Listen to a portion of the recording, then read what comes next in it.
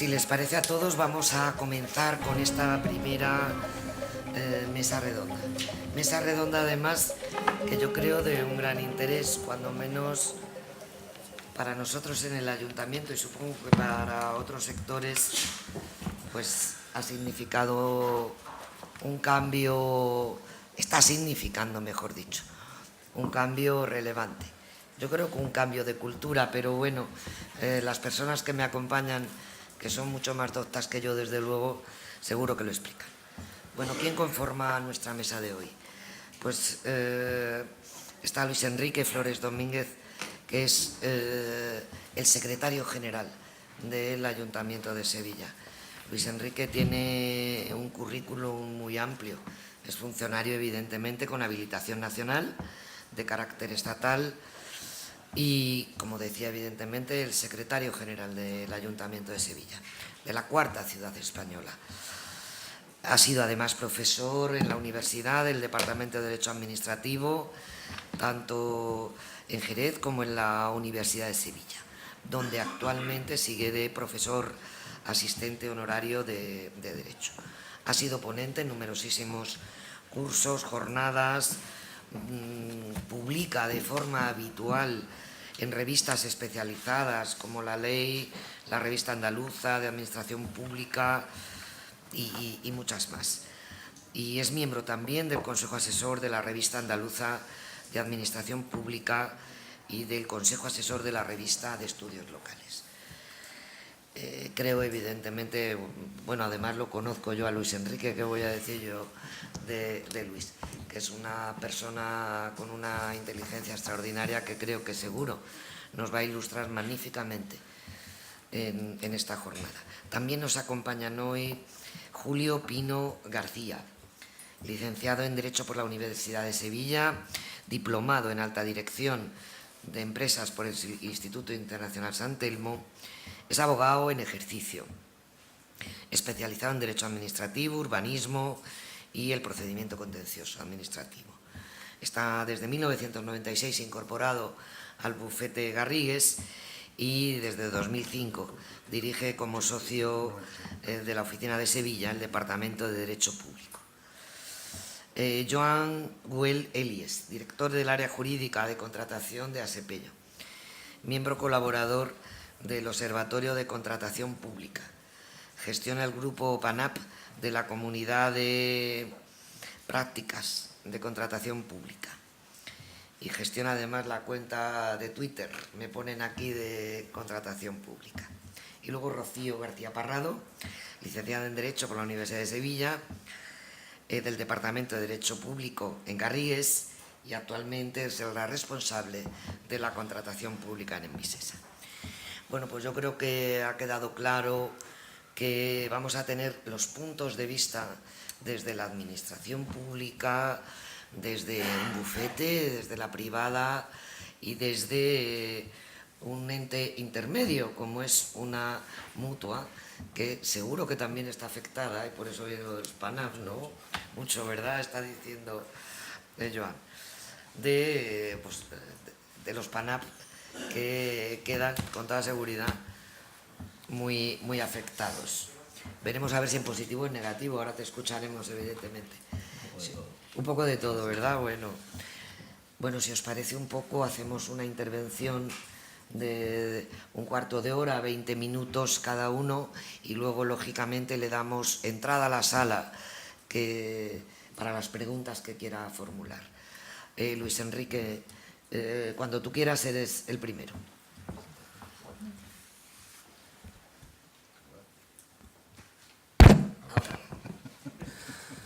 Bien, buenos días a todos. Muchas gracias, Carmen, por tus palabras, y a Envisesa por invitarme a participar en esta jornada y hacer lo que me gusta, que es hablar de derecho y de fútbol con Julio, que hablaremos ahora.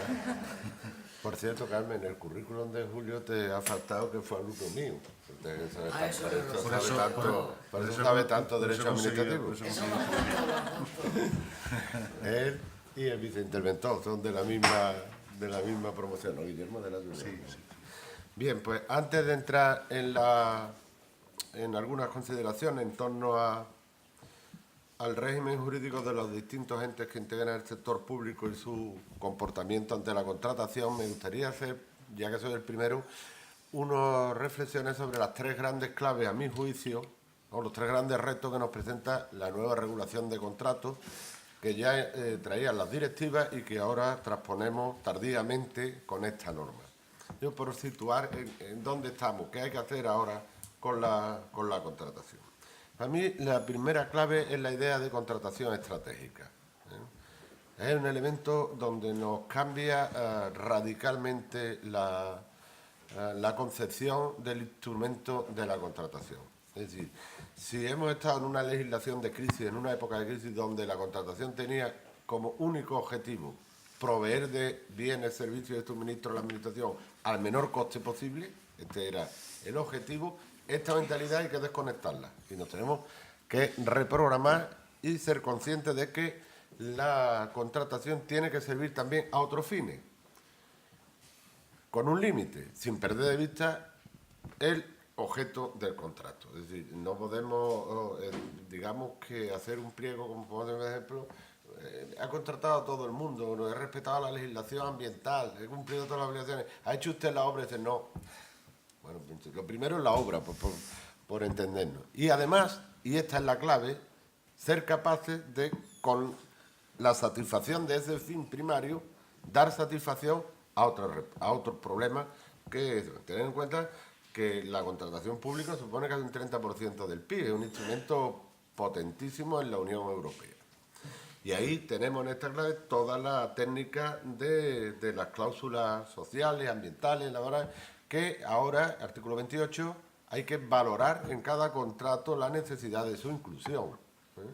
Incluso en las condiciones especiales de ejecución no hay que valorar, hay que incorporar al menos una de las del artículo 202. Esta perspectiva, unida a la necesidad de buscar la relación calidad-precio, ya no solo el precio, incorporarle un concepto que es muy cotidiano, muy doméstico, y no estaba, que es el ciclo de vida de las cosas. Es decir, si esto es el típico, si las compras en el chino, pero te va a durar un mes, bueno, entonces es más barato o es más caro. Vamos a ver qué ciclo de vida, otra serie de conceptos a la hora de contratar para hacer más eficiente la contratación pública. Y esto requiere algo que, Carmen, me oye en las juntas de gobierno, que son secretas, pero bueno, esto como no es. Hay que profesionalizar la contratación pública. Esto ya no es rellenar un pliego, hay que crear un cuerpo, no formalmente, un cuerpo de profesionales de la contratación en las administraciones públicas, que conozcan las herramientas, que conozcan las claves, que conozcan los fines que se pueden satisfacer, y así seremos más eficientes. Ya rellenar pliego por rellenar no estamos cumpliendo el objetivo que la directiva, que la Unión Europea nos ha impuesto respecto de la contratación.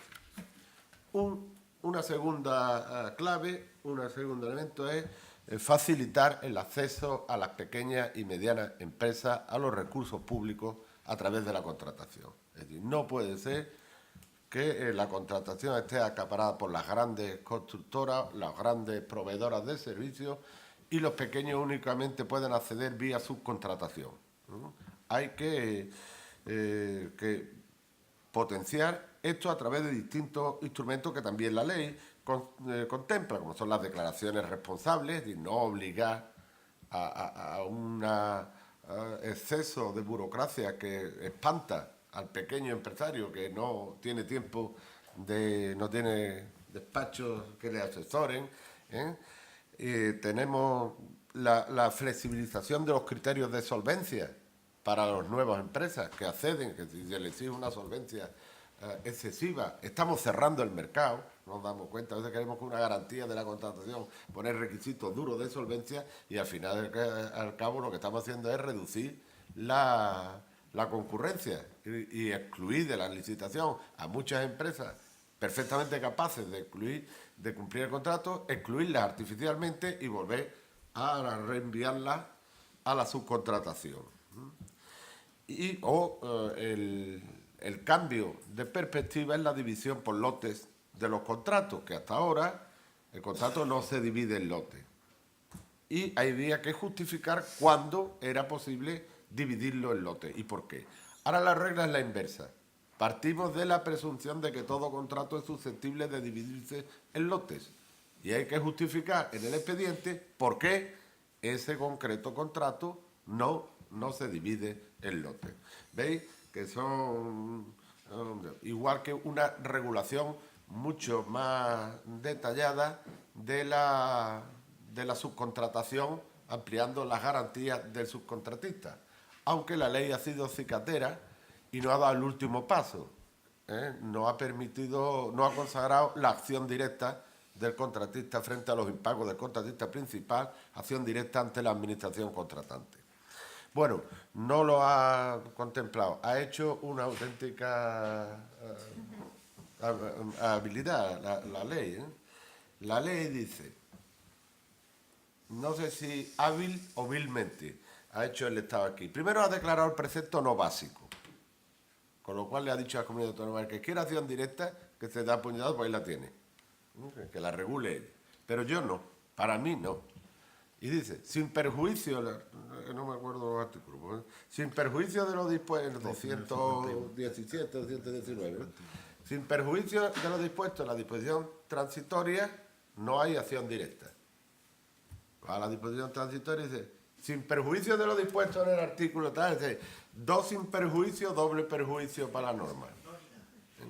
Y entonces ya uno va, sin perjuicio de lo que llegue. En resumen, ¿qué dice tanto sin perjuicio? Lo que dice el Estado.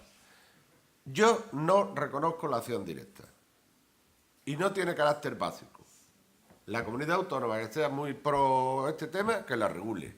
Y el ayuntamiento que sea muy pro acción directa, disposición transitoria, que lo contemple en su pliego. Y entonces ahora ya todo el mundo, nadie es tan partidario de la acción directa. La acción directa tiene también sus dificultades, no es la panacea. Bien, digo, me he ido un poco el tema para ver cómo se ha protegido al subcontratista, pero no del todo. Es más, se le ha perjudicado respecto de los PANAP, porque al extender a los PANAP, en cuanto a los efectos de cumplimiento de extinción de los contratos, el régimen de la subcontratación, por esta vía indirecta, los ha protegido de la acción directa del subcontratista. Muy rocambolescamente, pero ha colado el legislador esto aquí y sí que nos demos cuenta la gran mayoría. Entonces veis que la ley tiene su fresco. Y tercer elemento, que también, insisto, la contratación electrónica. Ya hay que olvidarse del papel. Bueno, sobre contratación electrónica y Ayuntamiento de Sevilla y electrónico, eso hablaremos otras jornadas, en otras jornadas, porque hay que ponerse también las pilas. La mayor garantía de transparencia, la mayor garantía de objetividad, la mayor garantía de agilidad está en la contratación electrónica y tenemos todos también que ponernos las pilas para que demos cumplimiento. Curiosamente, tanto objetivo de la Unión Europea, la contratación electrónica, que la ley no regula la contratación electrónica en la ley. La regula en unas disposiciones adicionales. Increíble, ¿no? Yo no entiendo tanto en el preámbulo, se llena la boca de contratación electrónica y lo regula. Está la administración local y la contratación electrónica son los parientes pobres de la ley. Están ahí en el olvido de las disposiciones adicionales, menos mal que están de las primerillas, porque claro, si te vas a la 48, pues ya no llega, ¿no? Alguien ha llegado a la 48, yo voy por la 42, y hay que ir fulminado, ¿no? Y ahí en la 44 me enteré que los servicios de consultoría son servicios intelectuales. No sé por qué lo tengo que decir. Alguien lo había dudado, por lo visto, que era que los consultores, yo no sé, y entonces ya la 44 creo que llega, dice, los servicios de arquitectura son servicios intelectuales. Bueno, no creo que la precisión no era necesaria, pero ahí está. Dicho esto, y dejo planteable el escenario porque somos 4 para intervenir. El gran tema o el gran debate de la contratación en España desde hace 70, 80 años es el distinto modo de relacionarse con la contratación en función de la naturaleza jurídica del ente. Es decir, nunca hemos tenido un régimen, bueno, nunca, años 50, desde la ley de contratos del 64 y la ley de entidades estatales y autónomas del 56 hasta ahora, nunca hemos tenido un régimen único de la contratación. Es decir, resumiendo, allí donde haya un euro público se aplica una norma. Esto sería un modelo. Aquí no. Aquí, allí donde haya un euro público se aplicará o no se aplicará una norma, o se aplicará media norma, o un cuarto de la norma, o con matices en la norma. ¿Esto qué propició? Esto pues propicia lo que llamó el maestro Clavero la huida del derecho administrativo, que fundamentalmente se huye de los contratos y de los interventores. Estos son los dos que provocó una huida que en los años 80 fue ya no una huida, fue despavorido aquello todo el mundo corriendo de la intervención y de la ley de contratos. Y hemos creado 3 categorías de entes. Una suma divisio previa, que es poderes adjudicadores y no poderes adjudicadores, es decir, aquellos entes que satisfacen necesidades de interés general son poderes adjudicadores, y los que, digamos, hacen una actividad de mercado serían poderes no adjudicadores. Y dentro de los poderes adjudicadores tenemos las administraciones públicas, las sujetas al derecho público en su integridad, y los PANAP, los poderes adjudicadores no administración pública, que son entes incluso sujetos al derecho privado, pero que satisfacen necesidades de interés general. Con este panorama, ¿qué ha hecho la ley? La ley ha provocado una readministrativización de la contratación pública, sin dar el paso último de unificarla, pero ha conseguido ya que el derecho administrativo penetre respecto de los PANAP casi en su integridad y respecto de el resto de entes del sector público con matices. Y así tenemos 3 niveles. A las administraciones públicas se aplica la ley íntegramente, lógico. A los poderes adjudicadores no administración pública se aplica las reglas de contratación de las administraciones públicas. Ya no hay instrucciones, aunque hay una disposición adicional que sigue hablando de instrucciones para los PANAP, porque está hecha antes, estaba en el proyecto, y en el proyecto sí se contemplaba instrucciones, después se suprimieron las instrucciones, pero no se modifica la disposición adicional, como ocurre en nuestras normas, que se modifica la norma y nadie cambia la exposición de motivos, que es la primera, y lee uno, porque hemos creado una nueva figura en la exposición de motivos, y te pone en la ley y no la encuentras, es que quitaron la figura nueva, pero no el párrafo. Entonces te mueres buscando la figura nueva y no está. Pues aquí quitaron las instrucciones, pero no quitaron de la transitoria las instrucciones, lo cual da debate sesudo, 20 artículos, gente viviendo de hecho, yo creo que lo hacen para que hay que darles de comer a los sesudos, un informe de la Abogacía del Estado, el 218, para ver si de 20 folios, para ver si hay instrucciones o no hay instrucciones. Esto ha dado mucho, yo creo que lo hacen queriendo, pero bueno, no hay instrucciones, esto de 30.000 normas reguladoras de la contratación pública creaba un submundo opaco donde la concurrencia era imposible, conocer los 30.000 maneras de contratar, esto era una barrera y una formación de clientela. El que conocía el truquito de las redes de los pliegos, porque claro, uno va a contratar a Vigo, ¿cuáles serán las instrucciones de contratación de la Sociedad Municipal de Vivienda de Vigo? Bueno, pues no voy, no voy, que vaya el de Vigo, que ya te la sabrá. Esto desapareció. Y ahora todos se sujetan por las reglas de la ley, aunque con 2 interpretaciones distintas. Y voy, 2 interpretaciones. Hay quien dice, la Abogacía del Estado, que para los PANAP los procedimientos de contratación se aplican igual que para la Administración, es decir, no es libre el ente de elegir el procedimiento, lo tiene que elegir conforme a las reglas previstas en la ley, y así lo ha sostenido la Abogacía del Estado en el informe 218, Y hay quien dice, porque lo dice el preámbulo de la ley, no lo cambiaron, que esto es indistinto. Es decir, que el PANAF puede elegir el procedimiento que quiera. Una vez que lo elige, tiene que cumplir. Hombre, no parece razonable que una obra de 3 millones se haga por un procedimiento súper simplificado.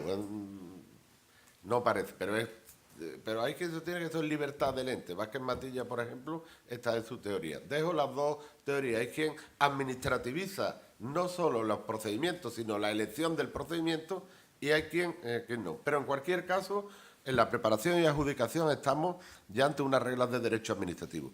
Y en cuanto a los efectos y extinción, hay, en principio, se remite al derecho privado, pero con una gran, como dije antes, penetración de las normas de derecho público, por ejemplo, en materia de medioambiental, social o laboral, de condiciones especiales de ejecución, de modificación del contrato, de cesión, de subcontratación, de resolución, etcétera. Es decir, hay todo un arsenal que ahora de materia.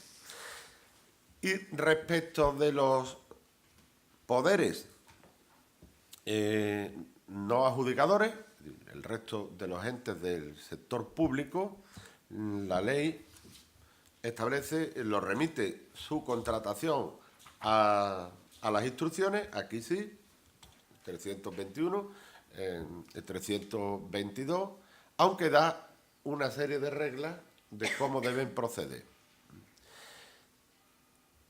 En resumen, no acabo yo de ver muy claro esto de tantos regímenes jurídicos. Y os voy a poner un ejemplo del área en el que estamos. Estamos en el área de hábitat urbano, cultura y turismo. Pues el área de hábitat urbano, cultura y turismo, si va a gastar 1 euro para algo de los parques, pues aplicará la ley de contrato. Pero si quien va a comprar es Lipasan, que está en el área, pues ya aplicará las reglas de la ley de contrato, pero no la ley de contrato. El libro segundo del título, o el libro primero del título segundo. Y si quien va a comprar es Contursa, ya no aplicará la ley de contrato, aplicará sus propias instrucciones de contratación. Esto no parece que sea muy razonable. No parece que sea muy razonable que el mismo euro se gaste de 3 maneras distintas en función no del interés a satisfacer, sino de la personalidad jurídica del ente que lo gasta. Y aunque se va reduciendo, todavía habría que reducir más. Se reduce también, ya la distinción PANAF-no PANAF pierde relevancia en cuanto al recurso especial en materia de contratación no se vincula a la naturaleza SARA o no SARA del contrato. El umbral ya no está en los contratos SARA, el umbral está ahora en 3 millones y está en menos, con lo cual se reduce, si seguimos la jurisprudencia del Tribunal de Justicia de la Unión Europea, ya consolidadísima, y que nuestros tribunales de recursos contractuales están incorporando, que es que los principios de la contratación también son de aplicación a los contratos no SARA de los PANAF. No es solo la regla, pero los principios. Y de hecho, bueno, sobre todo el Tribunal de Aragón resuelve las cosas con los principios de la contratación. Bueno, ahora que he hecho más y menos ha ido, parece que están más relajados, porque tenía todo el mundo. ¿Ve que dice Aragón? Como si fuera él, ¿verdad? Sí, sí. ¿Ha dicho algo Aragón? ¿No? En los menores, digo, bueno, a ver si dice algo Murcia también. O es que en Murcia no saben de contacto. Bien, pues Aragón de momento ha dicho una cosa, la abogacía del Estado es otra, y la Junta Consultiva de Contratación ha dicho otra. Así que podemos decir cualquier cosa sin ánimo a equivocarnos, porque parece que el legislador, estoy refiriéndome a los contratos menores, no ha estado nada afortunado cuando los 3 que han salido a decir algo han dicho cada uno una cosa distinta. Así que esperemos que Murcia se pronuncie y ya nos aclare el panorama doctrinal. Muchas gracias por los 20 minutos que pediste.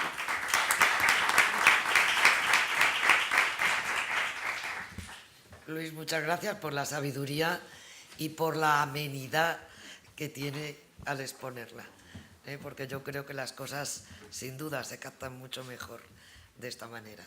Magnífico. Bueno, pues Julio Pino, Tienes la palabra. Sí. Bien, muchas gracias a la presentadora, muchas gracias al Ayuntamiento de Sevilla y Envisesa por esta invitación. Estoy muy a gusto en este sitio y sobre todo con mi profesor Flores todavía más, con Rocío y con Joan. Enhorabuena al Ayuntamiento de Sevilla por estos 100 años de vivienda pública y a Envisesa por su trabajo. Bien, Luis Enrique Flores ha hecho ya esto es lo que pasa con las mesas redondas, que hay una pelea de quién habla primero.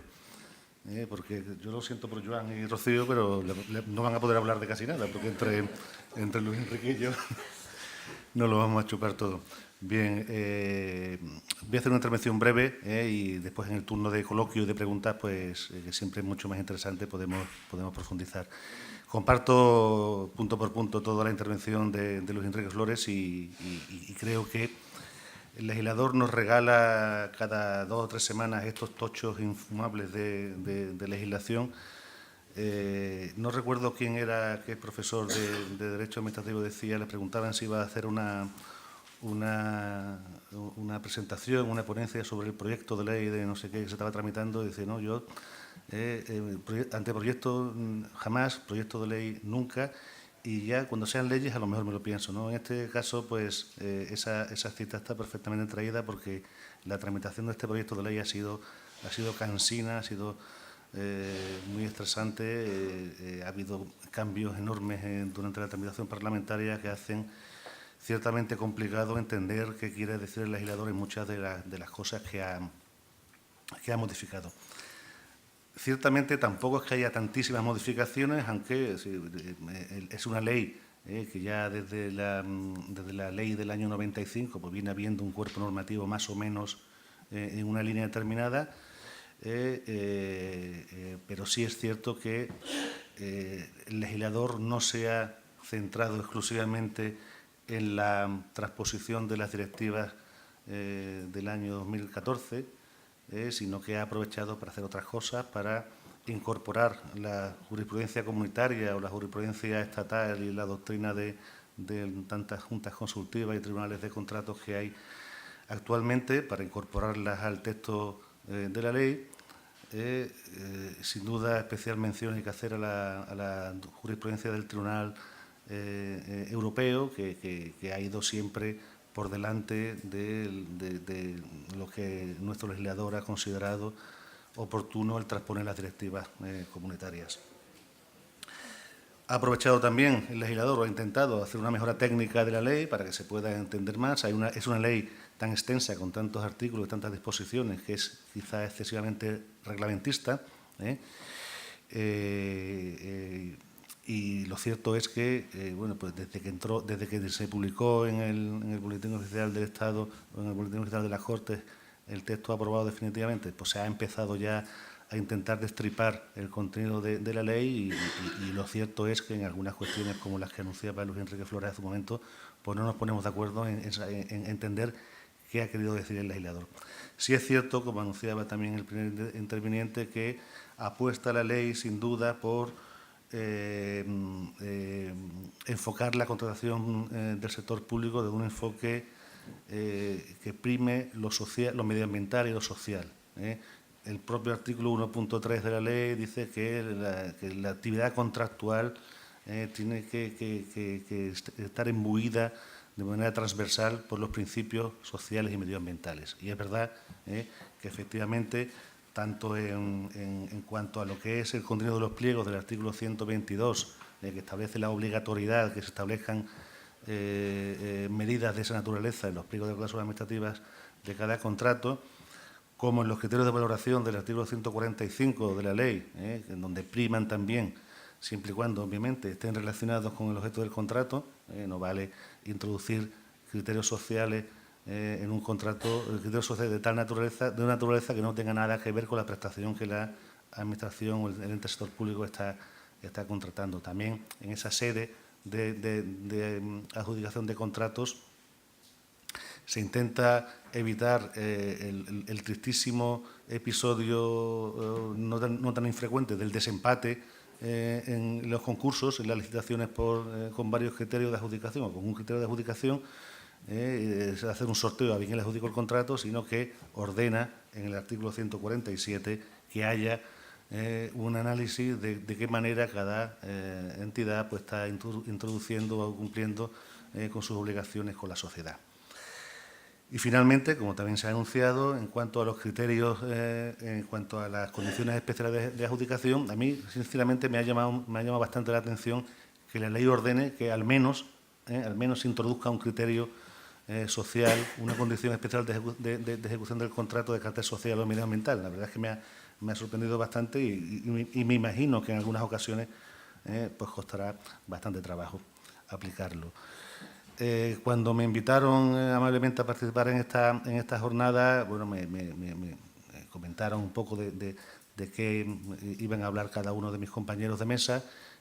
Yo intenté hacerme un hueco en lo que parecía que no iba a ser tratado y la verdad es que es mucho, y le he enviado a las personas de Envisesa un rollo de presentación de 53 páginas que tendrán colgada en su web, creo que próximamente, y que evidentemente bueno, pues no vamos a ver en este momento, ¿no?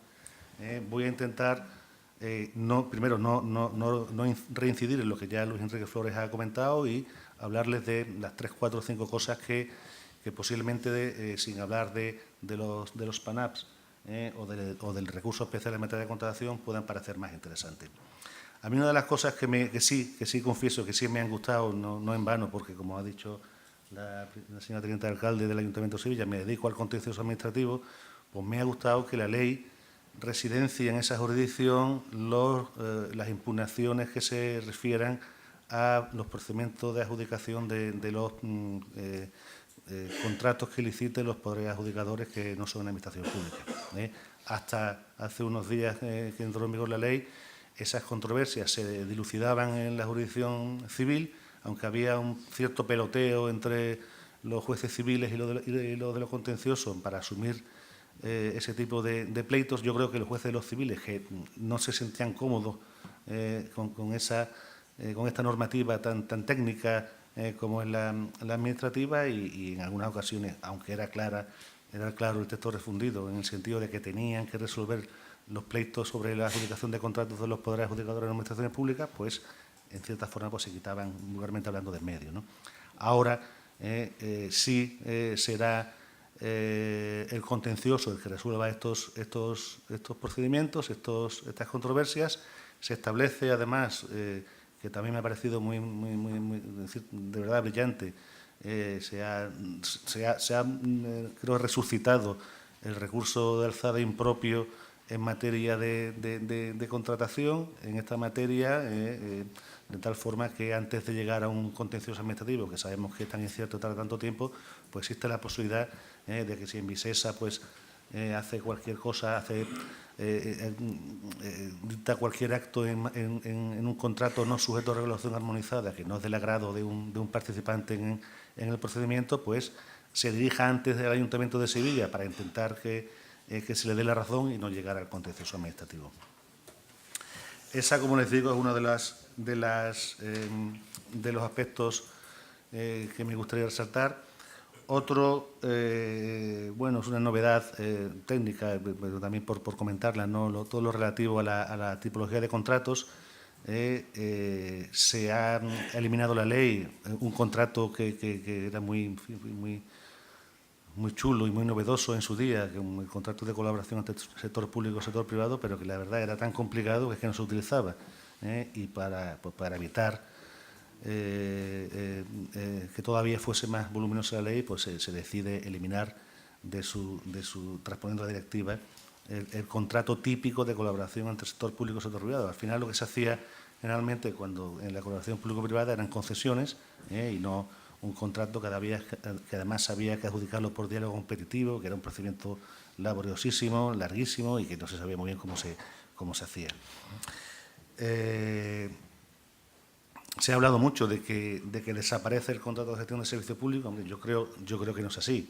Lo que se hace simplemente es el cambio de nombre y se adaptan, o sea, se intenta que congenien, que concilien las normativas internas con la normativa comunitaria. La normativa comunitaria ha hablado siempre de concesión de servicios, la normativa interna hablaba de contrato de gestión de servicios públicos. Ahora lo que se hace es, se distingue entre contrato de servicios, que es el contrato que no sufre alteración ninguna, y el contrato de gestión de servicios públicos pasa a llamarse concesión de servicios. ¿Cuál es la clave para diferenciar uno u otro? Pues la transferencia de riesgos desde la Administración al concesionario, al contratista. Si hay una transferencia de riesgo de demanda, de suministro o de disponibilidad hacia el contratista, de tal forma que, aun siendo diligente, no tiene asegurada la recuperación de la inversión y la obtención de un razonable beneficio, pues estaríamos ante un contrato de concesión de servicios. También nos parece interesante comentar lo relativo a la duración de los contratos, ya adelantado por el anterior interviniente. Se positiviza una práctica que realmente era bastante frecuente, y es en contratos de servicios.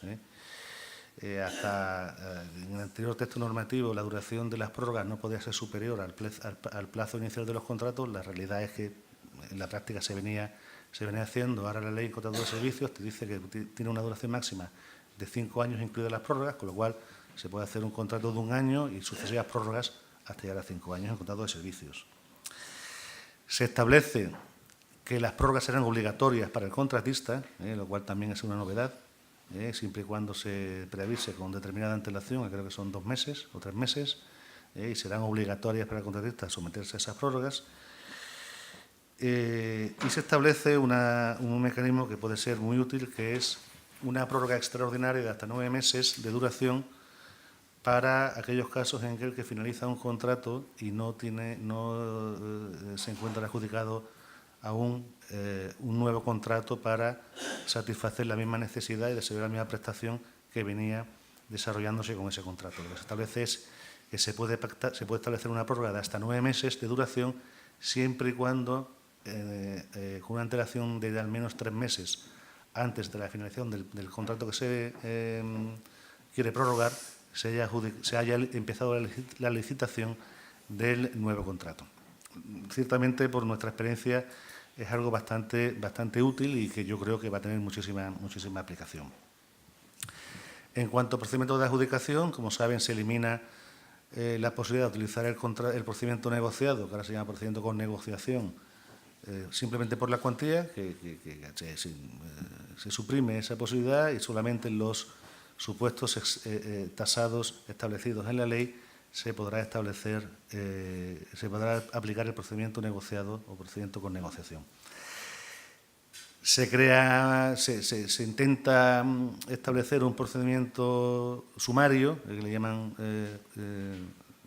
súper simplificado o algo así, es decir, un procedimiento que, según los autores, se permite adjudicar un contrato de cierta enjundia en un plazo no superior a 4 o 5 semanas, con lo cual parece que debe ser bastante interesante. Exige estar de alta en el registro de licitadores, lo cual no parece que no es tan sencillo como podría parecer. En cuanto a los contratos menores, como ha dicho Luis Enrique, pues se establece en el artículo 118.3 una previsión bastante interesante, y es que el ente del sector público tendrá que justificar suficientemente pues que no está haciendo trampas con los contratos menores.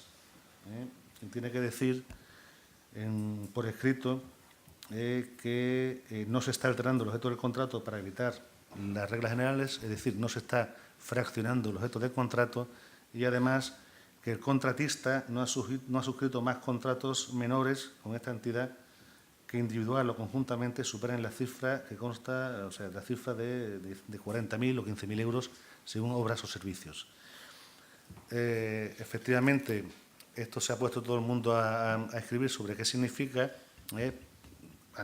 Afortunadamente se ha aclarado por la Junta Consultiva que no prohíbe que una empresa, por ejemplo, de obras tenga solamente un contrato menor con una entidad durante 1 año, sino lo que persigue es que no haya fraccionamiento de contrato, que no haya prórrogas ilegales o que no haya utilización fraudulenta de los preceptos que regulan la modificación de contratos. Es decir, no puedo modificar el contrato, pues hago un contrato menor después, a continuación de la expiración de un contrato que adjudiqué por un procedimiento abierto o negociado restringido, y como no puedo hacer una modificación, pues simplemente hago ese contrato menor. Eso parece ser que es lo que la interpretación que va a primar. Y hay después, pasando un poco también a novedades en cuanto a la fase de ejecución, que como saben no es, salvo modificación de contratos, objeto de las directivas. Se ha intentado mejorar la regulación de la subcontratación, ya no insisto más porque ya se ha dicho hasta hace un segundo. Se ha intentado mejorar técnicamente también los supuestos de cesión de contratos, en cuanto a aquellos supuestos en los que, en lugar de ceder de transmitir el contrato, lo que se hace por las empresas es transmitir parte de las acciones o la totalidad de las acciones de la sociedad que es titular del contrato, y lo que dice la ley es que el pliego deberá prever cuando se produce un cambio de control en una sociedad contratista de tal naturaleza que equivale a una cesión o transmisión del contrato, y por consiguiente que se tiene que aplicar las normas relativas a la cesión de los contratos, que en términos generales no ha variado. Hay modificaciones también en materia de resolución de contratos. Hay algunas muy interesantes, como son que es causa de resolución del contrato, y ahí va el carácter social que imbuye toda la ley. Es causa de resolución de contrato no pagar los salarios a los trabajadores que están afectos al contrato, y además tendrían acción los propios representantes de los trabajadores para instar esa resolución de contrato. Y se establece que no habrá necesariamente que resolver el contrato cuando la sociedad contratista incurre en concurso de acreedores. Hay después modificaciones que no son tanto de mi agrado, como son la regulación de la compensación a los contratistas que ven suspendido la ejecución de un contrato, y se es bastante cicatero en la ley al regular en qué medida debe ser resarcido el contratista cuando hay una suspensión del contrato, y que sin duda va a dar lugar a bastante litigiosidad. Y finalmente, aunque yo creo que lo vamos a dejar si acaso para después del coloquio, hay unas modificaciones importantes en materia de modificación de los contratos, que como saben, afortunadamente pues se ha previsto que sean susceptibles de recurso especial de impugnación, se ha previsto que tienen que ser objeto de publicación en el perfil, o si son SARA, en el diario oficial, y que van a dar también seguro lugar a bastante que hablar y bastante litigiosidad. Y si os parece, pues luego con eso lo abordamos más adelante. Por mi parte me quedo aquí y después seguiremos. Gracias.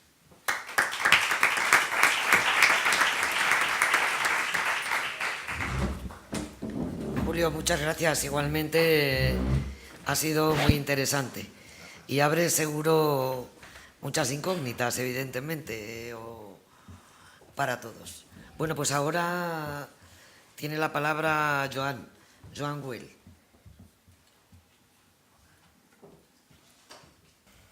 Vale, muchas gracias, presentadora. Gracias a Envisesa y al Ayuntamiento de Sevilla, a Rocío, por esta invitación.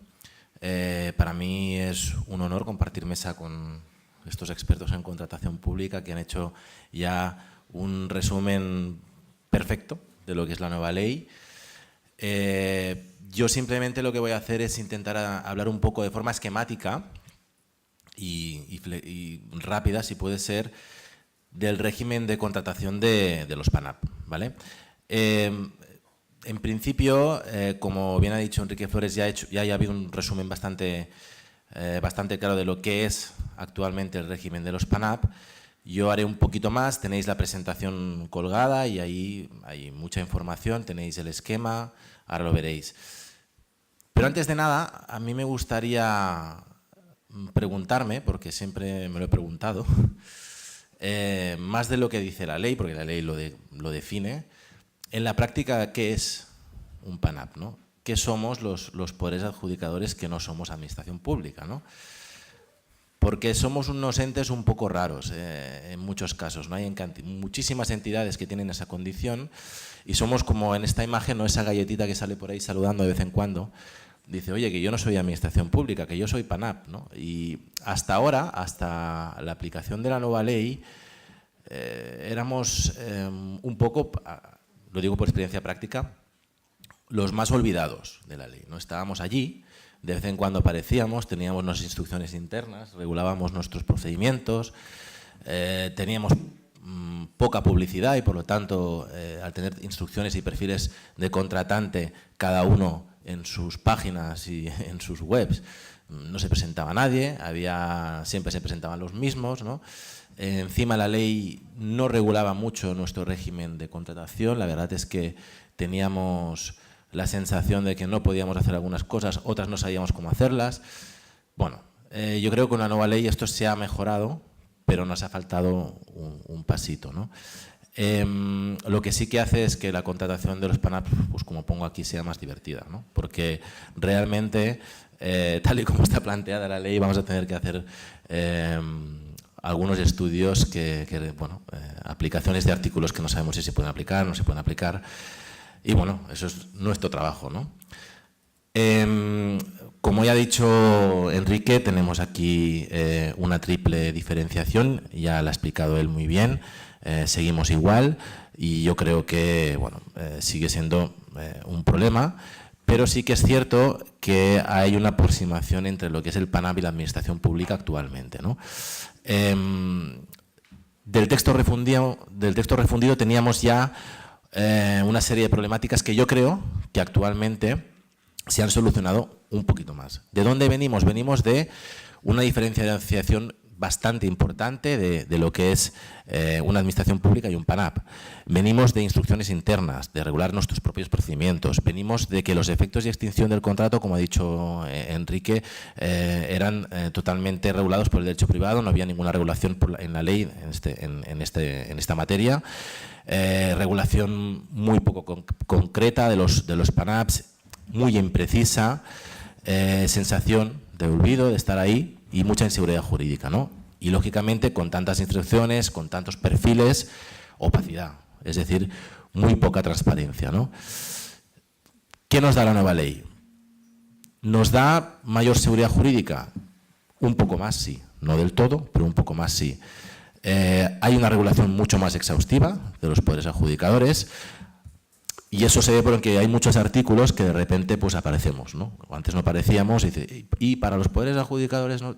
Esto en la antigua ley, en el texto refundido aparecía muy poco, ahora parece ser que se piensa más. Tenemos un libro dedicado a, más que un libro es un cuento, porque son 4 artículos, pero es un libro dedicado al régimen jurídico. Tenemos una unificación de procedimientos, como aquí han dicho ya, la desaparición de las instrucciones y por lo tanto entiendo que menos opacidad. Hay un acercamiento, ¿no? Hay un acercamiento, pero creo que ha faltado esa unificación que se decía aquí, ¿no? Nos siguen diferenciando cuando realmente en la práctica esa diferencia no es tal. Yo no la veo. Es decir, aplicamos los mismos procedimientos, tenemos los mismos problemas de gestión. Por lo tanto, yo creo que esa diferenciación es más teórica que práctica al final. Sí que la hay algunas cosas, ahora los veréis, pero al final en la práctica el gestor lo que quiere es claridad, seguridad jurídica y poder gestionar los procedimientos de la forma más rápida posible. Y lo que hace la ley es, con estas diferenciaciones, crear inseguridad jurídica.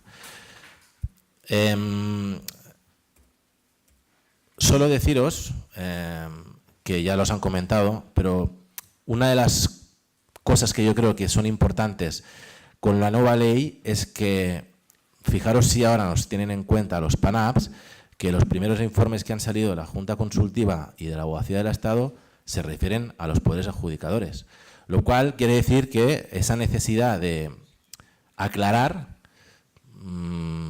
es que no vamos bien. El gran debate actualmente es el contrato menor y si el poder adjudicador tiene que aplicar o no las instrucciones, si tiene que aplicar el procedimiento de justificación del contrato menor. Bueno, han salido las recomendaciones de la Junta Consultiva, una recomendación del 28 de febrero de 2018 que habla de los poderes adjudicadores, el informe 2018 de la Abogacía del Estado, y hay un informe de la Dirección General de Contratación Pública de la Generalitat que está bien porque precisamente sale esa diferencia que comentábamos de la elección de procedimientos. La Dirección General de Contratación Pública opina de una forma, cree que los PANAPs podrían elegir indistintamente el procedimiento de adjudicación fuera cual fuera la causa, es decir, podríamos hacer simplificados por encima del valor o del umbral que incluyen allí. En cambio, la Abogacía General del Estado y la Junta Consultiva no lo creen así, creen que se tiene que cumplir con lo que se establece en la ley. Son informes, yo creo que lo normal y lo lógico es que se siga con lo que la propia ley establece, porque para eso está. Novedades principales. Como hemos dicho, desaparición de las instrucciones, un libro tercero destinado únicamente a los PANAPs, unificación de los procedimientos de adjudicación, ahora tenemos que aplicar los mismos procedimientos que las administraciones públicas, regulación de los contratos menores, ahora hablaremos de ello, régimen de revisión novedoso, de eso os hablará Rocío, por lo tanto yo no voy a entrar, y luego una regulación de los efectos de extinción, ya se ha comentado antes, más exhaustiva que hasta ahora, ¿no? Y finalmente tenemos el régimen de publicaciones, que también hay alguna novedad, por ejemplo, ya no habrá que publicar en el BOE, y un régimen de autorizaciones que yo no sé si creo que se le ha escapado a mucha gente y es importante, y sale tanto en la recomendación de la Junta Consultiva como en el de la Abogacía del Estado. Este es un esquema, lo pasaré rápido, como tenéis la presentación, a modo general, de qué artículos se aplican a los poderes adjudicadores y cuáles no. Como veis, son casi todos.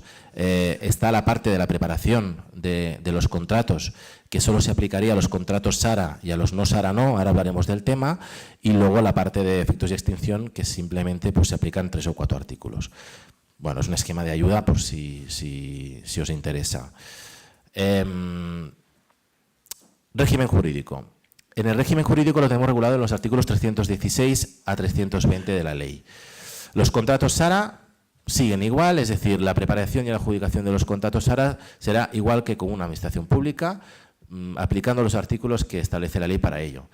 El problema está, como siempre, en los contratos no SARA. Han intentado hacer ahí, no sé exactamente qué, pero ha creado realmente bastantes dudas que ha tenido que ser aclarada por la Junta Consultiva y por la Abogacía del Estado.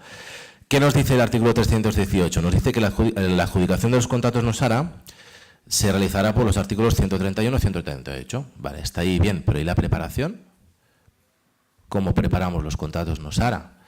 Porque ahí, en los artículos que regulan la preparación de los contratos, se regulan los pliegos, las consultas preliminares.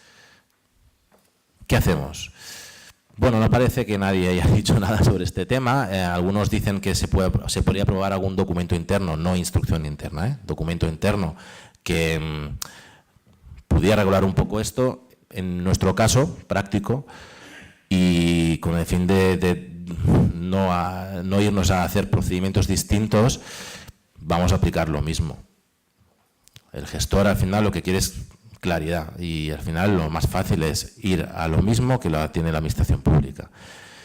Vamos a hacer esto, pero bueno, es una decisión de cada entidad. Y luego los contratos menores permiten la adjudicación directa, pero ojo, porque la Junta Consultiva y la Abogacía del Estado han establecido que para los PANAPs, y esto es muy importante, se aplica el artículo 118 de la ley, que regula, digamos, que el régimen de los contratos menores, y ese control que comentaba Julio de los 15.000 euros, lo vamos a tener que hacer.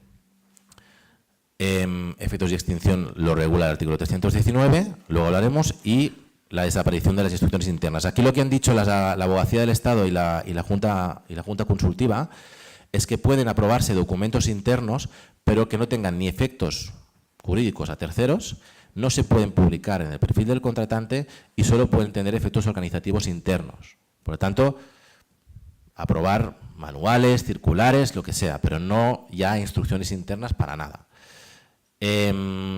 Régimen jurídico de los contratos no SARA, simplemente deciros cuál es un resumen de las novedades. Lo que decíamos, ¿qué dice la ley? Adjudicación por cualquiera de los procedimientos previstos en la ley. El preámbulo habla de, creo que decía indistinta, ¿no? Claro, eso ha creado un debate diciendo, bueno, pues entonces yo puedo hacer un simplificado, ¿no? Que para servicios, por ejemplo, el umbral es para menores de 100.000 euros, pues yo igual puedo hacer, como soy PANAP, puedo hacer un simplificado por 208.000 euros. Hombre, lo que viene aquí a decir la Junta Consultiva y la Abogacía del Estado dicen que no, que a ver, que si realmente el simplificado está pensado para una serie de contratos, habrá que aplicar los límites legales que establece el simplificado. Es un debate doctrinal. Yo no sé si realmente vamos a tener que aplicarlo o no. Creo que lo más fácil es seguir lo que establece la ley y no saltarnos, intentar tener mayor seguridad jurídica. Se establece la excepción del procedimiento negociado sin publicidad, lógicamente, solo por las causas previstas en el 168.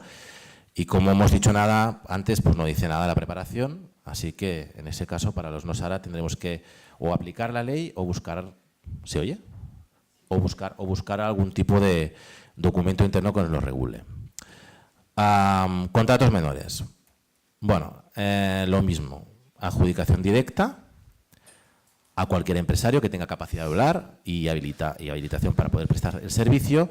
Y viene aquí la recomendación de la Junta Consultiva y el informe de la Abogacía del Estado que dicen que debe aplicarse el 118. El 118, como ya han explicado, simplemente establece un régimen jurídico que, a ver, realmente el hacer un informe de necesidad, la aprobación del gasto en obras de presupuesto, eso ya se viene haciendo normalmente, ¿no? Yo creo que la dificultad o la novedad, lo novedoso está en comprobar que el contratista no ha suscrito más contratos, ¿no? En principio eso, según la Junta Consultiva, debería aplicarse al régimen de contratos menores de los poderes adjudicadores que no son la administración pública. Jurisdicción competente, aquí iré rápido porque seguramente Rocío será mucho más concreta. La novedad está en que la preparación y adjudicación de los contratos de los poderes adjudicadores íntegramente, todos los contratos irán al contencioso. En la antigua ley, los no armonizados no tenían ningún régimen de recurso. Y al menos a nosotros tuvimos una experiencia al principio de todo que, bueno, aparte que te presentaban recursos cuando no deberían, y esos ya los inadmitías, tuvimos una empresa que nos presentó una demanda civil porque conocían la ley y sabían que tenían que hacer este tipo de demanda porque no había nada más. Y el juez civil se declaró incompetente porque entendía que eso era un concurso y que él no tenía por qué. Claro, vio pliegos, vio cosas, dijo, esto no es mío. Esto, lógicamente, con la nueva ley, yo creo que aquí hemos ganado mayor seguridad jurídica, por lo tanto, preparación y adjudicación de todos los contratos vía contenciosa, ya sea por el recurso impropio que han mencionado antes o por el recurso especial, así como las modificaciones de los contratos también pueden ser recurribles. Efectos de extinción, pues derecho privado como antes, excepto los supuestos de modificación. Lo hablará Rocío todo esto, el recurso especial, la regulación, el recurso de alzada, mismo régimen. Sí que me gustaría hacer un pequeño inciso sobre el ejemplo de lo que es la nueva ley pensando en PANAPs y el texto refundido que no pensaba mucho en PANAPs, que es el régimen de invalidez. Porque hay un articulillo por ahí que está bien, ¿no? Porque me encontré yo con la experiencia de tener que hacer una revisión de oficio con el texto refundido y no sabíamos qué hacer porque no podíamos aplicar el régimen de revisión de oficio de la administración pública y nos lo medio inventamos, ¿no? Ahora, el régimen de revisión de oficio considera como actos administrativos exclusivamente para los contratos públicos los datos preparatorios y los datos de adjudicación de los PANAP, cosa que antes no se regulaba, lo cual quiere decir que bueno, van pensando un poco con los problemas que tenemos. Efectos de extinción, voy a ir rápido. Las aplicaciones de las normas de derecho privado, pero con algunas excepciones. ¿Cuáles? El artículo 201 se aplicará sobre las obligaciones en materia medioambiental, social o laboral. el artículo 202 sobre condiciones especiales de ejecución y sobre el tema ese que han comentado antes de la obligación de poner como mínimo una condición especial de ejecución de tipo social, medioambiental o laboral. También es aplicable, como lo era antes también en la ley, el régimen de modificación del contrato, los artículos 203 a 205. Luego son aplicables, muy a nuestro pesar, los artículos 214 a 217 sobre cesión y subcontratación. Eso no estaba antes regulado en el texto refundido. También se nos aplica, lógicamente, todo el régimen de racionalización técnica de la contratación y, finalmente, las condiciones de pago. Se aplicarán también a los poderes adjudicadores no administración pública. Bueno, también hay una regulación aquí de una modificación no prevista. En el caso de que un PANAP tenga una modificación no prevista y el importe sea igual o superior a 6 millones de euros y encima la modificación supere el 20%, necesitaremos autorización del Departamento de Tutela. Unas causas de resolución también novedosas, la imposibilidad de ejecutar la prestación cuando no es posible modificar el contrato. Como está regulada en efectos de extinción, lógicamente, pues se nos tiene que decir que se aplica y se aplica. Otras causas de resolución las tenéis aquí. Para las concesiones de obras y concesión de servicios se aplicarían los artículos 279 y 294 sobre causas de resolución. Esto es interesante en el sentido de que las causas de resolución nosotros las regulábamos en nuestros pliegos o en nuestras instrucciones y ahí estaban. Ahora la ley ha entrado a regularnos ciertas causas de resolución. Y otras novedades, la responsabilidad del contratista por defectos y errores del proyecto. El artículo 149. Este es importante porque hasta la nueva ley las bajas desproporcionadas no eran obligatorias. O sea, nosotros como poderes adjudicadores podíamos no regular las bajas desproporcionadas. Como no dice nada la ley actualmente y está dentro de la parte de adjudicación, entiendo que se aplica. No sé, a partir de ahora deberemos aplicar las bajas desproporcionadas. Bueno, la regulación de las garantías, hay un artículo específico que regula las garantías sin aplicación de la Caja General de Depósitos. Han concretado más el régimen de garantías, eso está bien. Y luego la posibilidad de aplicar el régimen de clasificación, esto no cambia mucho. Y acabo, la autorización, esta es importante. Aquí hay dos autorizaciones que yo creo que tenemos que tener en cuenta porque creo que es la recomendación de la Junta Consultiva, ya ha dicho que se aplica a los poderes adjudicadores. La segunda, la primera es para el sector público estatal, pero la segunda establece una autorización para los contratos que superen los 900.000 euros. Y por lo que dice la Abogacía del Estado y por lo que dice la Junta Consultiva, se aplica a todos los poderes adjudicadores. Y esa autorización te la tiene que dar el Departamento Ministerial de Tutela. Yo lo dejo ahí, porque nosotros tenemos un problema con eso. Luego, hay una unificación del régimen de prohibición de contratar. Sabéis que la antigua ley distinguía entre poderes adjudicadores y administración pública. Eso se ha unificado. Y lo que decíamos de la publicidad, que se parece la publicidad en el BOE. Sin cambios significativos, las mesas de contratación siguen siendo potestativas, pero recomendables. La solvencia tenemos el mismo régimen. Y por lo tanto, nada más, daros mucho ánimo con la aplicación de la nueva ley, porque realmente es dificultosa, es en algunos casos complicada, hay muchas disposiciones transitorias, muchas disposiciones adicionales, muchos artículos. Bueno, el día a día nos come, como a todos, y poquito a poco pues estaremos ahí. Y nada más, muchas gracias.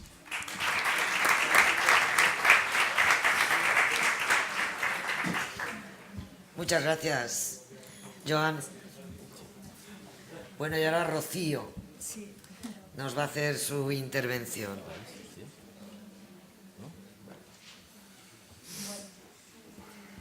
Aquí, sí. ¿Se escucha? No. Sí. Bueno, yo voy a hablar muy brevemente sobre el recurso especial en materia de contratación y el régimen de invalidez. Realmente ya se ha dicho casi todo sobre este tema.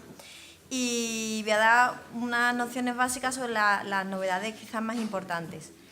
En primer lugar, respecto al recurso especial en materia de contratación, pues las novedades más importantes serían pues, que hay una ampliación del ámbito de aplicación, de la legitimación y determinadas novedades procedimentales. Respecto al ámbito de aplicación, pues la ampliación estaría no solamente, o sea, estaría el valor estimado mínimo que los contratos necesario que tengan para poder ser objeto de recurso especial en materia de contratación. Por ejemplo, como ya se ha dicho anteriormente, los contratos de obra, servicios y suministro deberían ser SARA para poder ser objeto de este recurso. Sin embargo, ahora pues serán objeto de este recurso siempre que el valor estimado sea superior a 3 millones de euros en los supuestos de los contratos de obra, en servicios y suministros superior a 100.000 euros y en concesiones de obras y servicios superior a 3 millones de euros. Además, se incluye el contrato administrativo especial y también el acuerdo marco o los sistemas dinámicos de adquisición, pero en este caso sin límite de cuantía, siempre que el objeto de los mismos sea la celebración de los contratos anteriormente referidos. Y, por supuesto, continuar los contratos subvencionados. Por otro lado, otra de las novedades en cuanto a la ampliación del ámbito de aplicación sería pues, que se amplían los actos que son susceptibles de ser objeto del recurso. Continúa los anuncios de licitación, los pliegos y demás documentos contractuales y el acuerdo de adjudicación. También sigue incluyéndose los actos de trámite, pero se hace referencia expresa tanto a la admisión o inadmisión de los licitadores como a la admisión o exclusión de las ofertas. Y se incluye las modificaciones contractuales, por entenderse que debió ser una nueva adjudicación, la formalización de los encargos a los medios propios, siempre que el importe no esté determinado o sea igual o superior a 100.000 euros, y el acuerdo de rescate de concesiones. En cuanto a la legitimación, también se amplía considerablemente porque se dice que se podrá interponer por cualquier persona física o jurídica cuyos derechos o intereses legítimos, ya sean individuales o colectivos, se hayan visto perjudicados o puedan resultar afectados de manera directa o indirecta. Y asimismo también se amplía porque se menciona expresamente a las organizaciones sindicales como legitimadas para interponer este recurso especial en materia de contratación y a las organizaciones empresariales sectoriales representativas de los intereses afectados que, en todo caso, podrán interponer este recurso. Existe una serie de novedades procedimentales, tanto en los plazos para interponer el recurso como, por ejemplo, en cuanto al lugar de presentación del mismo. El escrito de interposición del recurso especial en materia de contratación, con la anterior ley, pues el texto refundido necesariamente se tenía que presentar en el registro del órgano de contratación o bien del tribunal que debía resolver. Sin embargo, ahora se contempla la opción de que se presente el escrito de interposición o en cualquiera de los lugares establecidos por el 16.4 de la Ley 39/2015, también, por supuesto, en el registro del órgano de contratación o el órgano competente para la resolución del recurso, y en cualquier registro distinto a los anteriores. Lo que pasa es que en este caso se establece la necesidad de que se comunique al tribunal de manera inmediata y de la forma más rápida posible. Existen otras novedades procedimentales, por ejemplo, pues el carácter gratuito del recurso especial, se suprime el anuncio previo, la cuestión de nulidad ya no se regula como un procedimiento específico, se regulan expresamente las causas de inadmisión del recurso especial, establece la obligación de, en caso de estimación total o parcial del recurso, que el órgano de contratación debe dar conocimiento al tribunal de las actuaciones que se han llevado a cabo para cumplir la resolución. Se regula también el sentido del silencio administrativo, estableciéndose que transcurridos los 2 meses de la interposición del recurso sin que exista una resolución, se entiende que el recurso estaría desestimado a efectos de poder interponer el recurso contencioso administrativo. Se incrementa también el importe de las multas el importe máximo de las multas que se pueden establecer por temeridad o mala fe, llegando hasta 30.000 euros. O se establece también, por ejemplo, la obligación del tribunal de dar acceso al expediente cuando el órgano de contratación pues, no ha cumplido con dicha obligación. Respecto al régimen de invalidez de los contratos, pues realmente pues, las causas son causas de derecho civil, nulidad o anulabilidad de derecho administrativo y la ilegalidad del clausulado. En este caso, quizás las novedades más importantes respecto a las causas de nulidad pues son que, además de las que se establecen ya se venían estableciendo en el texto refundido, el artículo 39 establece nuevas causas de nulidad, como la falta de publicación del anuncio de licitación en el perfil del contratante, la inobservancia del plazo para formalizar contratos, haber formalizado el contrato sin haber respetado la suspensión automática del acto recurrido, el incumplimiento de la norma establecida para la adjudicación de los contratos basados en un acuerdo marco. También se establece un plazo específico para la interposición del recurso especial en materia de contratación cuando está fundado en causas de nulidad. Se establece pues, un plazo de 30 días desde la publicación de la formalización del contrato o bien desde la notificación a los candidatos o licitadores afectados de los motivos por el que se rechazó su candidatura o su proposición y de las características de la proposición que tenía la proposición del adjudicatario pues, para resultar la adjudicación a su favor. Se establece para los supuestos del apartado C, D, E y F del artículo 39. Sin embargo, para los demás supuestos se establece un plazo de 6 meses que se contaría a partir de la formalización del contrato. Respecto al procedimiento de revisión de oficio, quizás la novedad más importante a la que ya se ha referido anteriormente, pues es que se consideran como actos administrativos a los efectos de esta ley los actos preparatorios de adjudicación de los contratos dictados por los PANAP. Y bueno, finalmente también hacer mención a algo que ya se ha hablado y es que se establece un recurso de alzada impropio al que podrán optar no solamente las administraciones públicas y los PANAP, sino también incluso el resto de entidades del sector público que no tienen la consideración de poder adjudicador respecto a las actuaciones de preparación y adjudicación de los contratos. Y bueno, por mi parte nada más.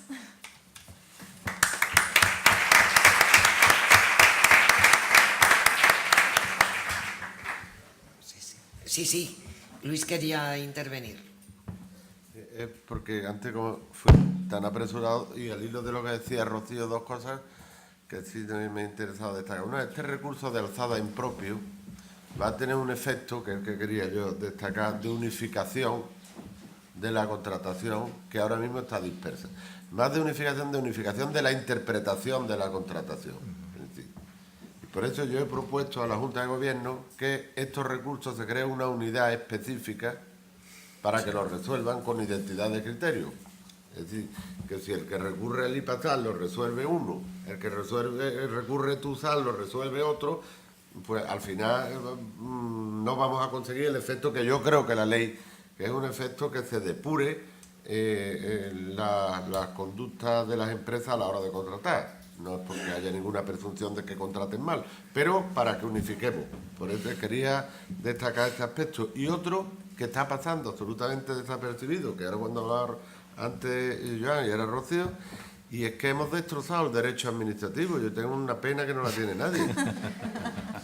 Es decir, desde Zanovini, un acto administrativo es una declaración de deseo, voluntad, juicio, conocimiento emanada de un órgano de la administración pública. Exacto.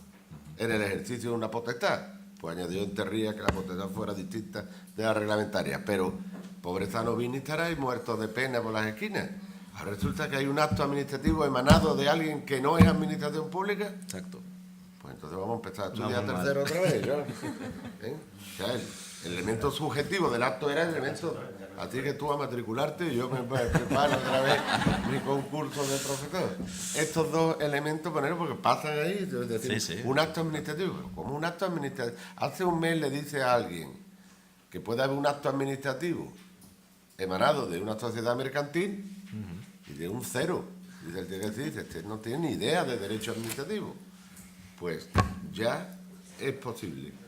Estas dos cuestiones y una anécdota que contaba Julio de los maestros cuando ya están, entonces ya los proyectos de ley, esto me ocurrió a mí, me ocurrió a mí con el profesor Muñoz Machado, que llegamos a Aguas de Barcelona a hablar del proyecto de ley de racionalización, y en el 2012, ¿no? Principio del 2013, y claro, él empezó a hablar y dice, yo los anteproyectos de ley los ignoro, los proyectos, ni los leo, y me empiezo a preocupar cuando son leyes.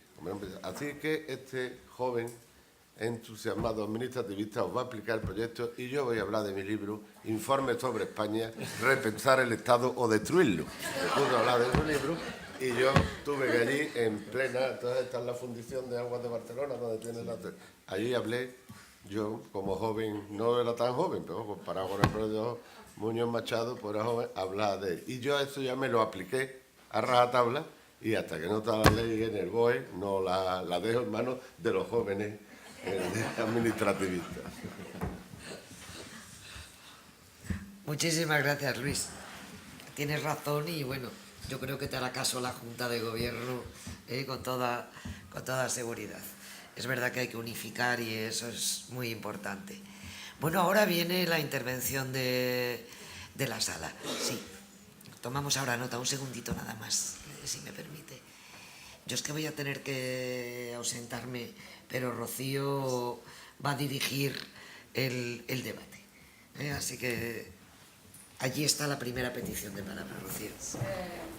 Bueno, muchas gracias por las intervenciones. Yo tenía una duda.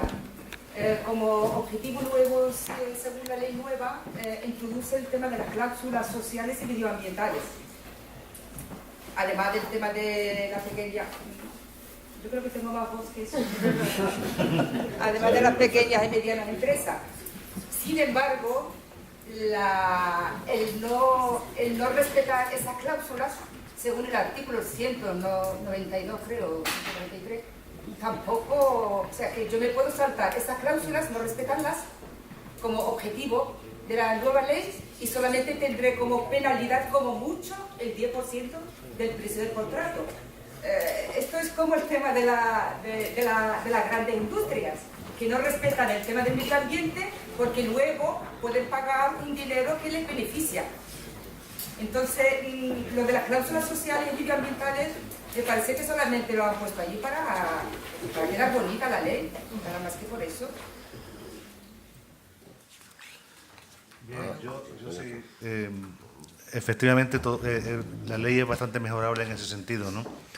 Yo creo, en cambio, no estoy tan de acuerdo con usted sobre esa cuestión, ¿sabes? Yo creo que la ley sí contiene un mandato claro de la aplicación transversal de las condiciones sociales, de las cláusulas sociales, y que en el futuro sí va a ser bastante vigilada.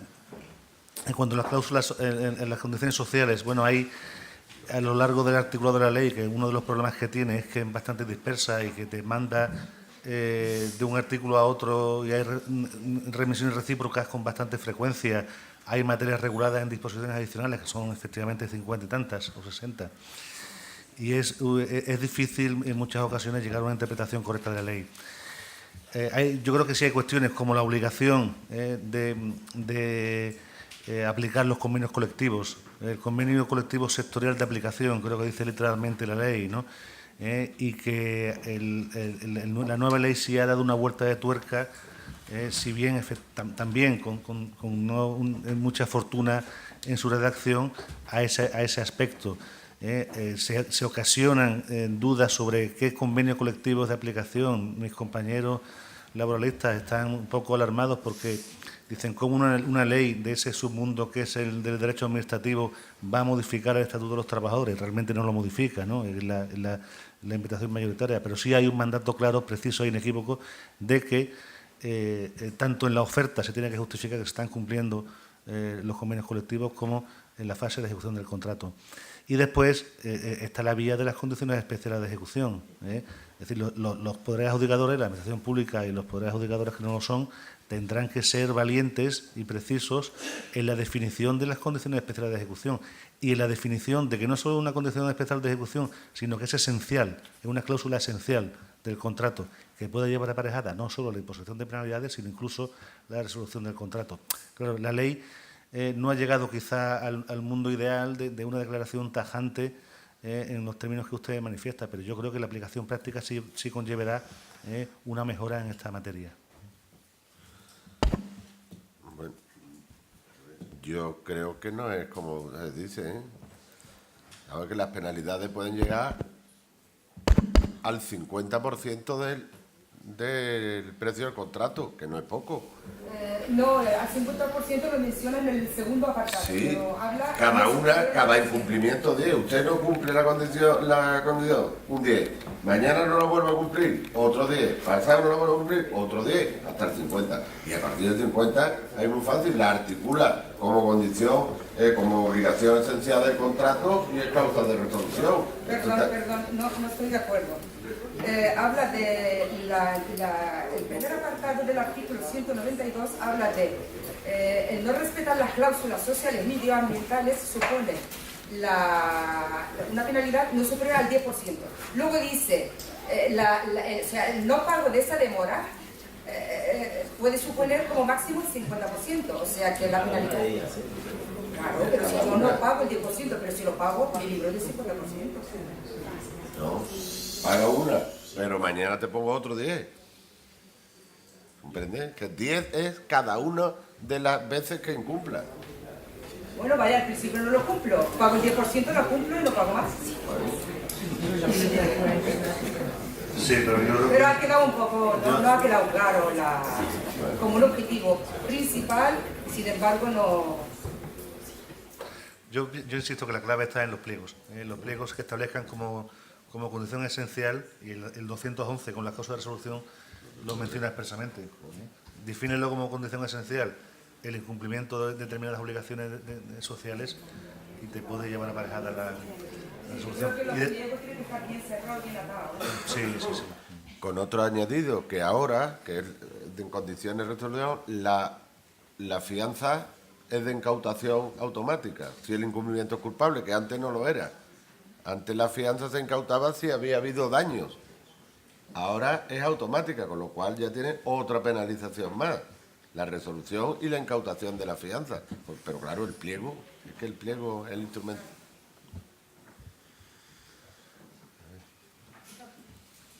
Sí, allí.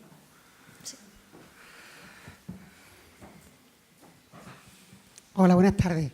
Bueno, agradecerle a todos la exposición, la verdad que me ha parecido muy interesante y yo quería hacerle un par de preguntas por si pudiera solucionar alguna de las dudas que tenemos. Sobre todo, yo me refiero a la administración pública, ¿vale? Con respecto a los contratos menores, he creído entender que puede haber alguna interpretación por ahí a la hora del control de esos 15.000 o 40.000 euros según el caso.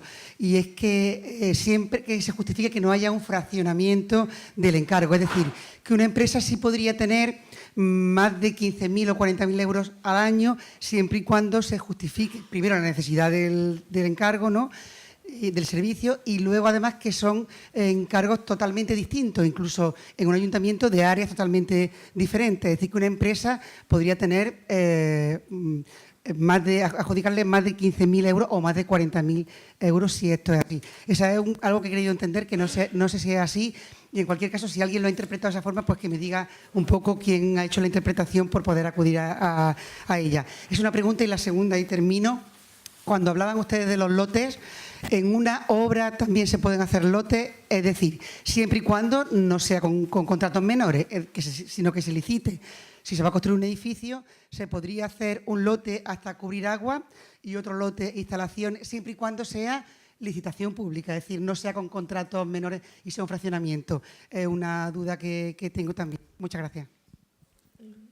Bien, yo si les parece, le respondo la primera.